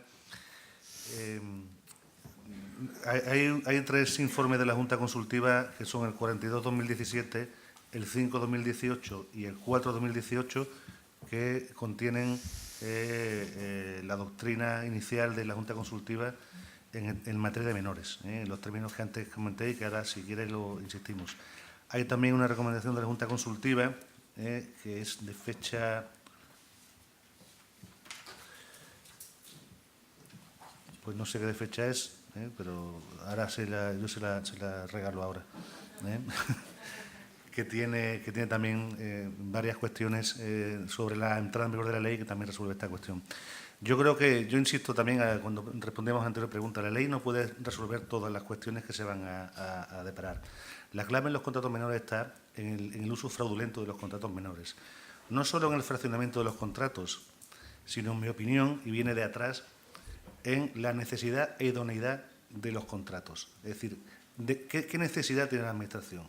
Por ejemplo, la Administración tiene necesidades recurrentes, en materia de suministros, por ejemplo. Pues para eso están los contratos marcos. Utilícense los contratos marcos y no compren sencillas o no se pongan farolas, como conocí un tema en una calle, cada farola era un contrato. Es aberrante, ¿no? Entonces, el control de la decisión de contratar es el primer estadio donde se verificará si se puede ir a un contrato menor o no, en la definición de qué necesidad. Ante necesidades recurrentes no vayamos a contratos menores. Y después, efectivamente, lo que dice la Junta Consultiva es que una empresa puede tener varios contratos menores. La ley no es brillante tampoco en el artículo 318, porque pone el énfasis en la empresa, pero tendría que haber puesto el énfasis en la prestación más que en la empresa, porque también es un fraccionamiento en hacer varios menores con varios proveedores de una necesidad global. Lo que intenta salvar la Junta Consultiva es que tampoco pasemos a una interpretación absolutamente exagerada que impida que solamente una entidad, un CIF, tenga un contrato menor. Hay que hacer un análisis de la prestación que en cada caso se contrata y si no hay fraccionamiento, si no es continuación indebida de un contrato anterior, pues no habrá ningún problema. No, entonces, Enrique. Es que Julio lo ha descrito perfectamente, pero claro, imaginaros un municipio pequeño, que hay un taller, se avería un coche y va al taller 14.000 euros. Y ahora se avería, tiene 2 coches el ayuntamiento y se avería otro. Vaya usted al pueblo de al lado que este hombre ya ha hecho un contrato.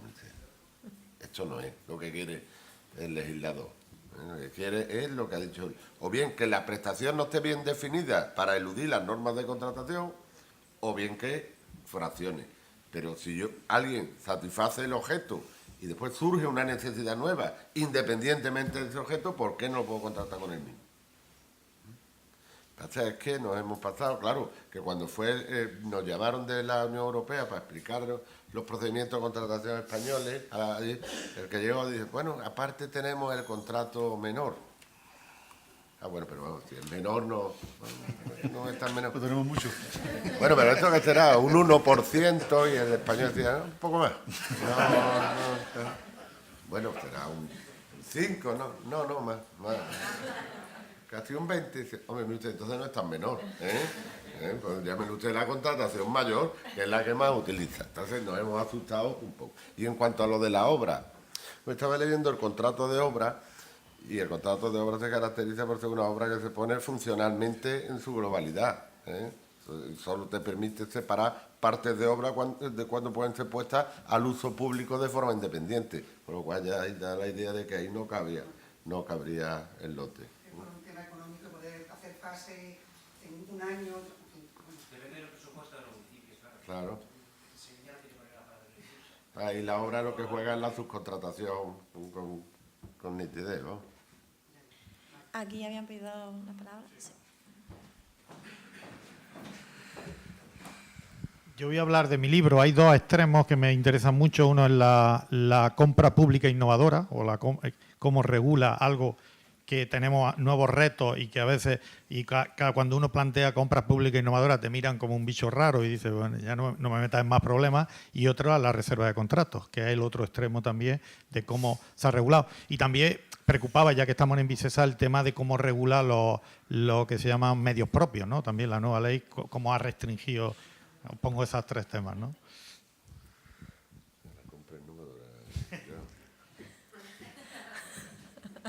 Yo de compra pública innovadora, muy poco. La Junta de Andalucía acaba de crear un comité para hacer una especie de observatorio entre los propios funcionarios sobre compra pública innovadora. Bueno, existe el contrato nuevo de la ley, que es de Asociación para la Innovación. Se supone que este contrato, bueno, más que es un medio de racionalización, es un procedimiento nuevo. No sabemos muy bien cómo va a funcionar y se supone que es el contrato que tiene que ser para la compra pública innovadora. Yo la verdad no lo tengo muy claro, pero faltará ver las empresas o entidades que realmente se dedican a la compra pública innovadora si usan o no este procedimiento. Hasta ahora lo que se ha hecho es intentar incluir en los pliegos ciertas cláusulas que permitan la compra pública innovadora. Nosotros, por ejemplo, mi experiencia práctica lo hemos hecho en los hospitales de Asepello. Hemos hecho algún tipo de regulación en el pliego en el que se incluía, por ejemplo, variantes o incluso mejoras para poder hacer investigación, llegar a acuerdos con la empresa adjudicataria para que se puedan hacer algún tipo de investigación y luego esa investigación pueda salir un tipo de innovación. El nuevo procedimiento, la verdad es que no sé si funcionará o no, es la idea. En teoría, la compra pública innovadora se tendría que hacer por el contrato de asociación por la innovación. A partir de ahí, yo no sé si se usará o no se usará. Tengo un dinero y tengo un problema, no describo un servicio. Tengo un problema, tengo un dinero, el que me traiga la solución se la voy. Eso es un concurso de proyectos. Pero es que no. Está claro, está claro.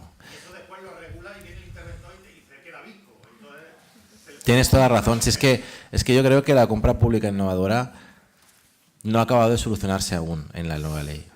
Yo la veo complicada. La veo complicada. No sé qué opinarán ellos, pero... Yo lo que opino es que este hombre está siempre inventando cosas y no tiene la cabeza loca, ¿eh? Tú no puedes hacer lo que hacemos todo el mundo. Cada vez que quiere hablar contigo David Pino, digo, hay que ¿qué innovar, se le ha podido ocurrir a este hombre ahora? Y entonces le ocurren las cosas más... Es que lo están haciendo en Finlandia. También sabes tú lo que están haciendo en Finlandia. Anda con las cooperativas de servicios públicos. mi primo. Bien, yo te respondo a lo de los medios propios, a lo que yo llamo cuando hablo a los antiguos medios propios, porque yo creo que ya no hay. Así de radical y tajante, al menos en la administración local. Una precisión, las personificaciones jurídicas de los servicios no son medios propios a estos efectos. Es otra figura. De hecho, la ley la cita solo para exceptuarla del límite de la subcontratación. Es decir, Lipasan, Tusan, no son medios propios en el concepto del artículo 12 de la directiva o de la ley. Son un servicio que lo personifico, para que cumple lo que su estatuto, este fondo de prestación, que es tradicional en nuestro derecho. ¿Qué es un medio propio? Es un ente que crea la administración para ejecutar contratos. Punto. No para prestar un servicio público, para ejecutar contratos, obras, servicios o suministros. Y exclusivamente esa finalidad. Y lo creo 100% público, 100% subordinado a mí, le apruebo unas tarifas y todo lo que haga es para mí. Marginalmente un 20% puede hacerla. ¿Hay algún ente de estos en la administración local? Porque yo no conozco, no identifico ninguno. Y segundo, ¿merece la pena crear un ente para ejecutar contratos? ¿Qué volumen de contratos tienes que hacer para ejecutar? Ya el primer test, que es el test de eficiencia, Ley 40/2015, no lo pasaría. La intervención, cuando vaya a crear un medio público, dice, bueno, ¿cuántos contratos va a ejecutar usted? Porque usted nada más que puede ejecutar contratos para mí. ¿Es eficiente? Pues no es eficiente, lo más probable. ¿Es eficiente? Pues Traxa, pues sí. ¿Qué volumen de contratación tiene el Estado y las comunidades autónomas? Miles de millones. Vale, pues a lo mejor tiene un medio propio. ¿Qué volumen de contratación tiene un ayuntamiento medio? Para crear una figura para que le haga obras y que además no puede subcontratar más del 50%. Es decir, que tiene que tener plantilla, que no es lo de antes de... ¿Cuál es el medio propio? Uno con un gerente y uno subcontratando. No. Por lo tanto, para mí es que no hay, el test de medio propio no lo pasa ninguno. Es más, ya no lo pasaba con la Ley 40/2015, pero como no eran básicos los preceptos, eran aplicables al Estado, pues no pudimos. Estos preceptos vía disposición adicional, la transitoria cuarta o la final cuarta de la Ley de Contrato del Sector Público ya son de aplicación supletoria a todas las administraciones públicas. Por lo tanto, mi criterio de medio propio es que aquí ya no hay encargos, porque no tienes un ente creado específicamente para que te ejecuten esos encargos. Y al que tú le tengas aprobada unas tarifas que digan, esto vale tanto, lo haces y ahí tienes el dinero. Y si te ahorras algo en la subcontratación, que lo ha añadido la ley para que no haya una financiación ilegal, ese dinero me lo devuelve. Y a mí no me engañas con las cuentas. El auditor de cuentas, en cada año, en la memoria anual, también tendrá que verificar que el 80% de tu facturación, al menos, ha sido para el ayuntamiento. Pensad en los que llamábamos medios propios en nuestra casa y a ver si alguno factura el 80% para el ayuntamiento. Me corrige el director general de Hacienda si alguno no factura más del 80%. Pues si se llega, estupendo. Pero ahora mismo, de entrada no tenemos ninguna tarifa aprobada. Incluso yo cuando llegué aquí, eran las encomiendas llave en mano. Que ¿esto qué es? Házmelo, ya te lo pagaré. Sí. Hombre, hubo alguna curiosa, ¿verdad? Los que estáis en Vicesa, hazme un pabellón, hazme un palacio de congreso y ya te lo pagaré cuando pueda, que todavía estamos en ello. Claro, y la primera que me encuentro era para la feria, me acuerdo. Y, bueno, encargada tú, San, que ponga el intercambiador de transporte. Y bueno, ¿y esto cuánto cuesta? No, esto ya después hacemos cuenta. ¿Cómo que hacemos cuenta después? Esto es un contrato, con la única diferencia que no se licita. Claro, esto en el 2007 sonaba chino. Y un contrato lo que requiere que es lo primero, aprobar gastos. Sí, es que un encargo es un contrato, con la única diferencia que no hay licitación. Bueno, un contrato hay que negarle la condición de contrato porque no hay bilateralidad. Tú lo tienes que ejecutar sí o sí y al precio que yo te ponga. Vemos los acuerdos en los ayuntamientos, incluso en esta casa, aceptar el encargo de la Junta de Gobierno. ¿Cómo que aceptar el encargo? ¿Tú qué vas a aceptar ni no vas a aceptar? Si tú tienes que aceptar, ya no eres un medio propio, porque ya depende de tu voluntad. Con lo cual, ya tú te estás pegando el primer tiro en el pie, que me estás dejando rastro de que no eres un medio propio. Si te permites la licencia de poder aceptar o no el encargo que te hace tu entidad. Por lo tanto, esto ya es derecho histórico. Tú estás en el futuro o estás en el pasado. No puedes estar nunca en el futuro. Que enterrar los muertos. ¿Y lo de los contratos reservados? Eso es de Julio. Bueno, los contratos reservados, lo que establece la ley, la principal singularidad es que, en mi opinión, que en materia de subcontratación lo que establece es que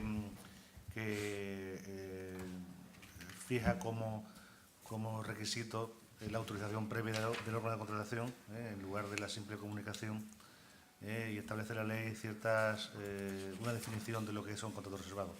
Pero para que no vayas tampoco he profundizado en esa cuestión también, con lo cual, para más adelante lo veremos. Una cosa, añadir otra cosa, por el tema de la compra pública innovadora, creo que uno de los instrumentos que se pueden utilizar ahora, que establece la nueva ley, son las consultas preliminares. Ahí yo creo que la consulta preliminar con la compra pública innovadora encaja bastante, en el sentido de que tú lanzas una consulta y la tienes que, siguiendo lo que dice la ley, y cuidado con la consulta preliminar, pero podría ser un instrumento a utilizar para la compra pública innovadora. Lo dejo ahí. Sí, ahí. Sí. Perdona que vuelva otra vez al 118, al contrato menor, pero a mí por lo menos lo que más utilizamos. Yo entiendo perfectamente lo que estabais comentando y comparto, Luis Enrique, el espíritu de la norma, pero según lo veo yo, según está redactado la ley, si yo llevo mi coche al taller y cuesta 14.000 euros, si el siguiente arreglo cuesta 3.000, no puedo volver a llevarlo al mismo. A ver, desconozco y empiezo por ahí lo que dicen las consultas los informes de consejo consultivo. He tomado nota de 2 de ellas, ahora si no le importa me dice la tercera para leerla, pero en primer lugar el 118 no establece siquiera un espacio temporal. Es decir, dice que un mismo contratista, cuando llegue al límite en un solo contrato en varios del importe total de contrato menor, se acabó. Se ha interpretado siempre, en los diversos foros que yo he ido, se ha interpretado que es en la anualidad, porque por lo visto, o hasta lo que yo sé, en el debate parlamentario, así se recogían las enmiendas, pero finalmente eso no se llevó a la ley. Pero ni siquiera está recogido eso. O sea, ni siquiera está recogido que sea en una anualidad. Si nos atenemos a la literalidad, usted ha alcanzado los 40 o los 15.000 euros y desaparece. Entonces, a mí me gustaría, por tener tranquilidad jurídica, ya no seguridad jurídica, sino tranquilidad jurídica, ¿qué dice exactamente el Consejo Consultivo respecto a eso? O sea, ¿cuándo podemos volver a adjudicar a un mismo contratista una obra o un servicio si ya hemos superado ese importe mínimo del contrato menor? Lo que dice la Junta Consultiva con respecto al plazo es que el año se cuenta desde la aprobación del gasto del primer contrato. No es el año natural, sino desde la aprobación del gasto del primer contrato. Pero yo, aunque me pese, estoy más de acuerdo con la Junta Consultiva que con usted, la verdad. Yo creo que la ley no busca que ese taller solamente arregle coches por 15.000 euros para el ayuntamiento. La ley lo que quiere es que no se fraccionen los contratos. A lo mejor lo que tiene que hacer, insisto, el ayuntamiento es hacer un contrato marco con los talleres del municipio, y ir rotando de taller para llevar el coche, los coches del parque móvil municipal. Efectivamente, el 118 pone el énfasis, antes lo dije, en, lo leemos, dice: en el expediente se justificará que no se está alterando el objeto del contrato para evitar la aplicación de las reglas generales de contratación. Primer requisito, aquí para.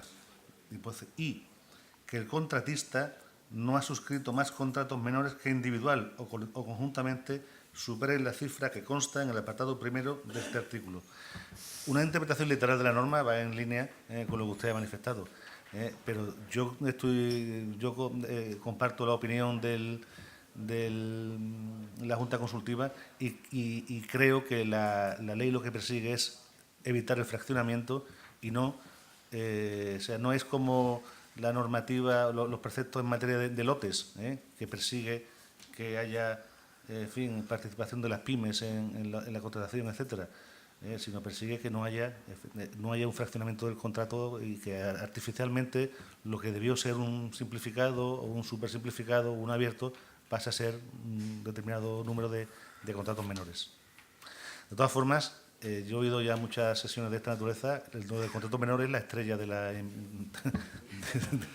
las jornadas, ¿no?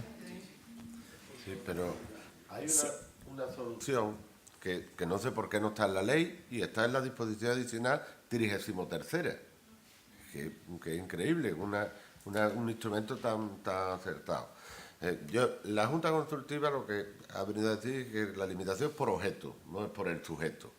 Lo que no se puede hacer es el mismo objeto en una anualidad al mismo. Pero, dicho esto, están regulados los contratos de suministro y servicio en función de las necesidades, que es lo que acabaría con el contrato menor. Yo fijo un precio unitario, no sé cuánto voy a necesitar en el año, pero el precio este. Yo tengo que organizar carreras deportivas y yo tengo 100.000 euros o el municipio 10.000 euros. ¿Cuánto sale la camiseta? 505 euros. Bueno, pues ya está. Hasta 10.000 euros te voy a ir pidiendo camisetas en función de lo que yo necesite. Ya está resuelto. ¿Esto cómo lo resolvemos hasta ahora? Con 10 menores. Uno para la carrera del distrito, otro para el distrito, no sé. Esto es lo que quiere evitar la ley. Y tiene un instrumento, lamentablemente, en la disposición adicional 33ª, que debía de estar como forma de contratación en la ley. Pero como esta ley se ha ido haciendo con amalgama de iniciativas que la han ido adicionando, veis que las disposiciones adicionales no tienen ninguna coherencia. La que iba llegando, la siguiente. La que iba llegando, la siguiente. Entonces, esto es lo que creo yo una herramienta que podemos utilizar con más frecuencia. Sí, por ahí.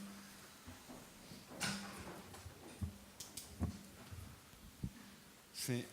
Respecto a las cláusulas sociales y dado el panorama laboral que tenemos, ¿cómo puede un poder adjudicador valorar y posteriormente controlar que todas las empresas que licitan a un contrato apliquen convenios colectivos diferentes y, por tanto, que resulten diferentes cláusulas sociales en la realidad?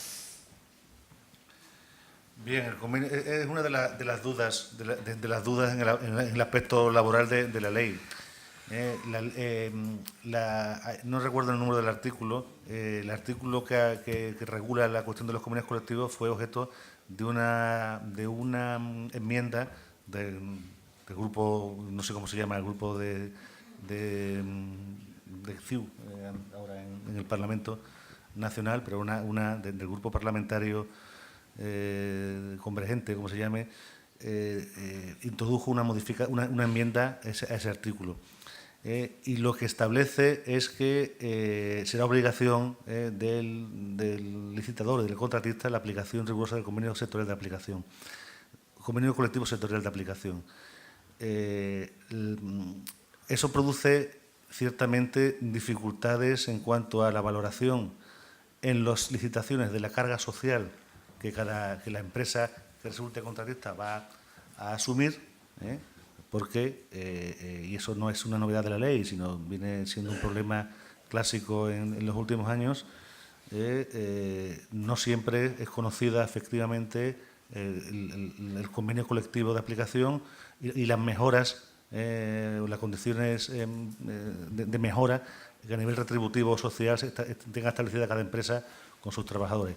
Con lo cual, a su pregunta, la ley no establece solución a ese problema y habrá de ser a través de la formulación de consultas en el procedimiento de licitación, del análisis concienzudo del pliego de especificaciones técnicas y de la documentación adicional al pliego de especificaciones técnicas, que sí establece expresamente la ley que tiene que estar puesta a disposición en el perfil del contratante, a disposición de los interesados, a través del análisis de esa documentación y de la formulación de consultas en el procedimiento de licitación, como podrá comprobarse. ¿Alguna otra pregunta? Un momento. Sí. Imaginemos un supuesto de convenio de empresa, que es legal. Es decir, una empresa se descuelga y tiene su convenio, pactado con la representación sindical, pactado con los trabajadores, por las circunstancias concretas de esa empresa. ¿Qué hace una mesa de contratación? Es que va a ser un problema serio cuando llegue su oferta y dice, oiga, baja anormalmente, baja anormal porque usted con ese sueldo no puede pagar el convenio colectivo del sector. Y la justificación de la empresa es que con su convenio colectivo sí puede cumplir. La verdad que la respuesta, yo creo que conscientemente han dicho que lo arreglen los tribunales esto. Y además 2 órdenes jurisdiccionales. Pero claro, ahora ¿ante quién recurro? Porque me voy a ir al orden jurisdiccional contencioso, que va a tener que acabar resolviendo cuál es el convenio de aplicación en una empresa. Esto es decir, que ahora estamos, el que no es administración dictando actos, el juez que no es de lo social resolviendo recursos. Esto es un cambalache que ni el de Ernesto Santos dice era tan complicado como este. Pero no hay respuesta. ¿Alguna otra pregunta? ¿No? Bueno, pues nada, muchas gracias a los tres por haber aceptado la invitación. Gracias.